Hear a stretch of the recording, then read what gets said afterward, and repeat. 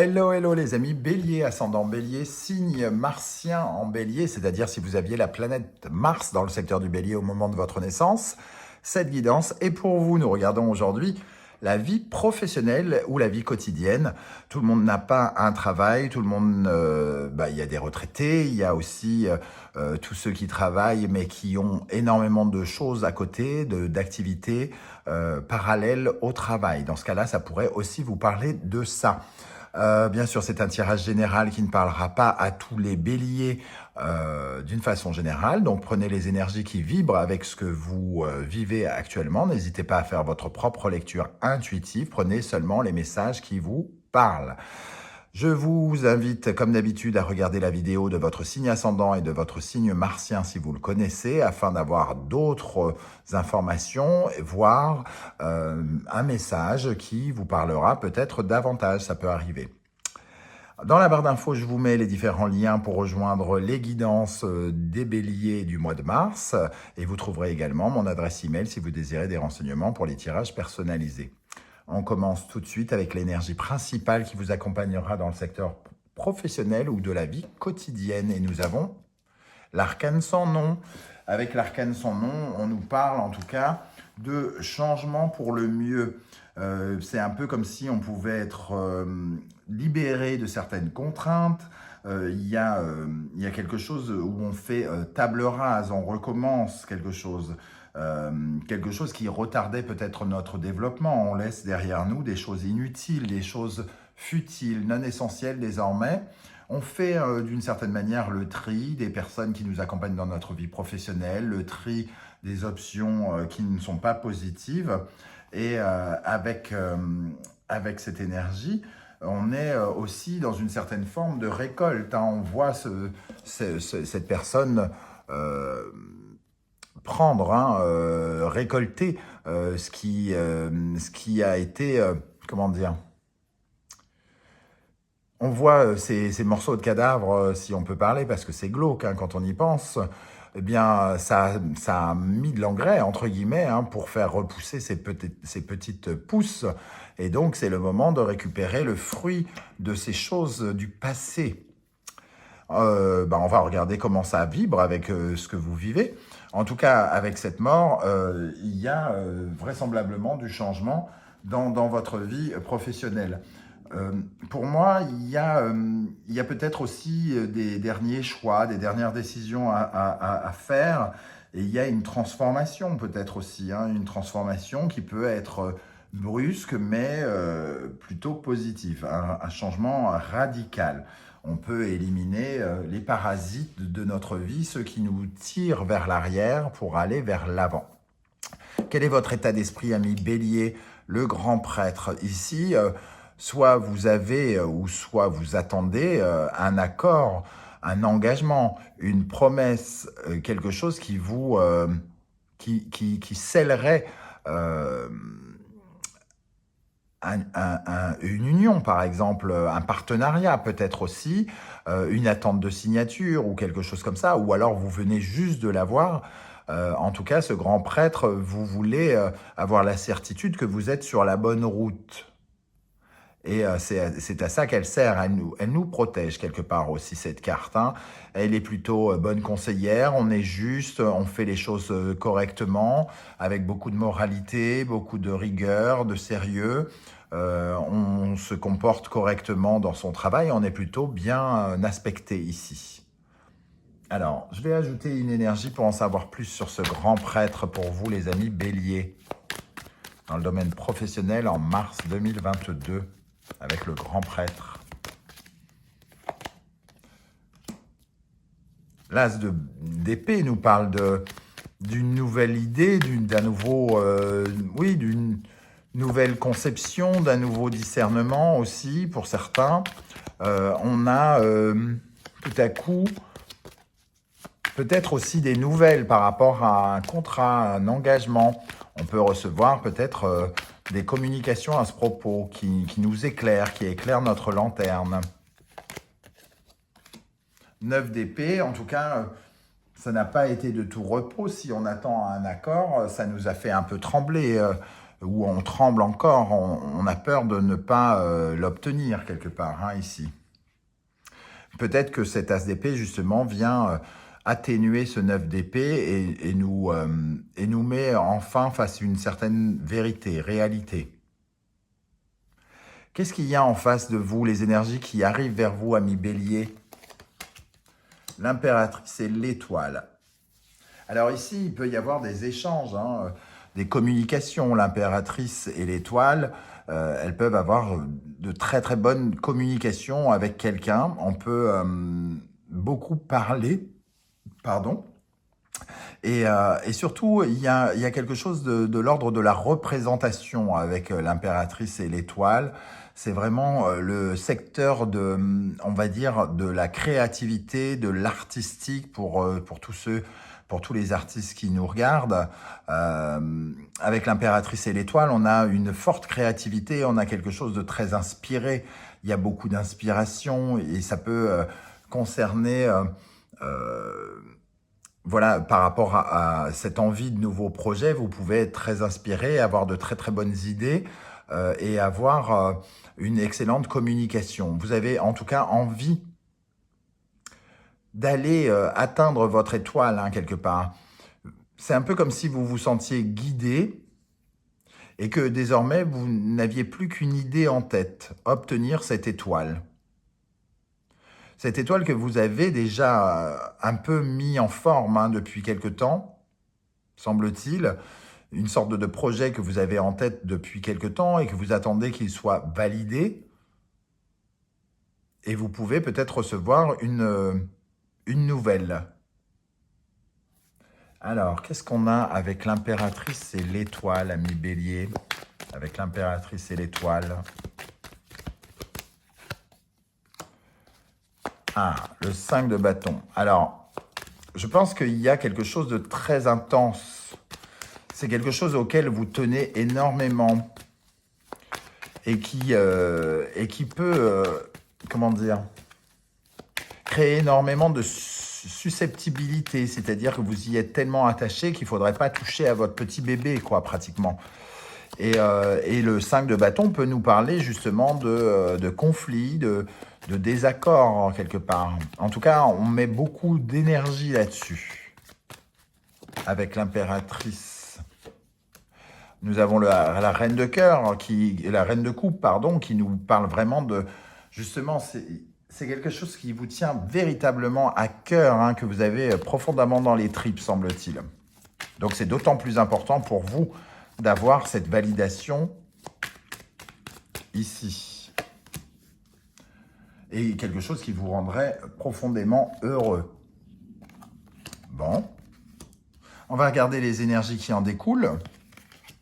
La justice et le pendu.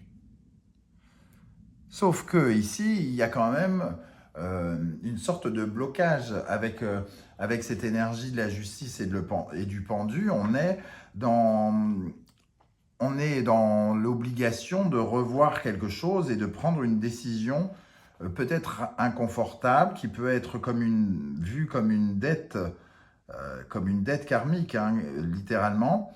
C'est une situation inéluctable. On est obligé peut-être de tourner le dos à quelque chose. Alors, est-ce qu'on tourne le dos à ce projet ou est-ce qu'on est obligé de tourner le dos à autre chose pour obtenir ce projet? Ça, c'est vous qui voyez par rapport à votre situation, mais j'ai comme le sentiment, en tout cas, qu'on est obligé de dire... Ici, c'est un peu comme si on était obligé de dire au revoir à quelque chose. Les circonstances nous poussent à laisser derrière nous quelque chose. Soit ce projet, soit d'autres partenaires. Parce qu'ici, il peut y avoir une sorte de partenariat aussi entre l'étoile et l'impératrice. On peut sentir un duo, hein, un duo artistique, un partenariat plein de bonnes idées, de créativité, et qui a cœur de réussir ce projet. Mais ici, il y a comme un sacrifice à faire, qu'il faut accepter de faire, qu'on est obligé de faire. Bon, alors je ne sais pas comment ça va vous parler, mais qui est-ce qu'on sacrifie? Qu'est-ce qu'on sacrifie Peut-être un lieu, peut-être une personne. Est-ce que notre projet, il est valable, mais à condition qu'on se sépare de cette personne dont je parlais à l'instant? Est-ce que notre projet est valable que si nous n'avons pas d'autres activités à côté et qu'on est obligé de sacrifier quelque chose pour pouvoir obtenir cela? Qu'est-ce qu'on a avec la justice et le pendu, ami Bélier, dans la vie professionnelle, vie quotidienne en mars? Le soleil, c'est quelque chose que l'on sacrifie, mais qui est positif, hein. On laisse tomber quelque chose qui nous retient en arrière et qui nous a littéralement retardé, j'ai envie de dire. C'était comme si on devait laisser derrière nous, en plus on a la mort en dos de deck qui revient. On laisse quelque chose derrière nous qui nous a empêché d'atteindre l'abondance, la richesse, quelque chose qui nous a, oui, qui nous empêchait d'atteindre quelque chose de bien plus vaste. Bon. Alors, je ne suis pas sûr que ça concerne la même chose. Ça peut être deux énergies très parallèles, hein, mais qui peuvent avoir leur importance toutes les deux. Qu'est-ce qu'on a comme conseil? Le conseil du tarot d'Irtis, ici, l'empereur. Continuez à dégager votre panache, votre détermination, votre volonté, votre maîtrise, votre contrôle, votre self-control. Continuez de vous affirmer et de mener votre barque, hein, quoi qu'il arrive. Sans doute qu'il y a vraiment quelque chose de très intéressant à la clé. Et on vous dit en gros de ne pas abandonner, de continuer, d'être persévérant, quoi qu'il arrive.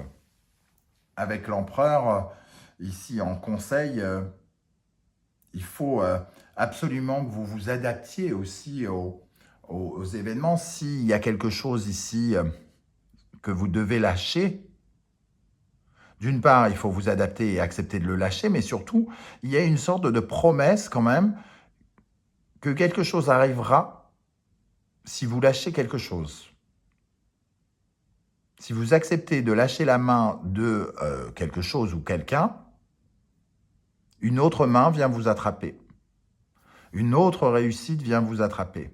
Bon, pourquoi pas? Ici, nous avons le 8 et 4, donc le pendu qui revient ici. Et avec le diable, il est possible en tout cas que cette personne ici, qu'il faut absolument lâcher, si c'est une personne, soit quelqu'un qui cherche à vous nuire ou qui essaye de s'accaparer vos talents, qui de toute façon n'a pas, comment dire, n'est pas là pour votre bien, entre guillemets, hein, qui vous parasite.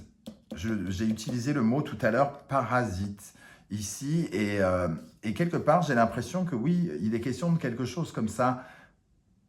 Il y a quelque chose qui parasite votre réussite, votre succès, votre reconnaissance. Et on ressent cette énergie qu'ici,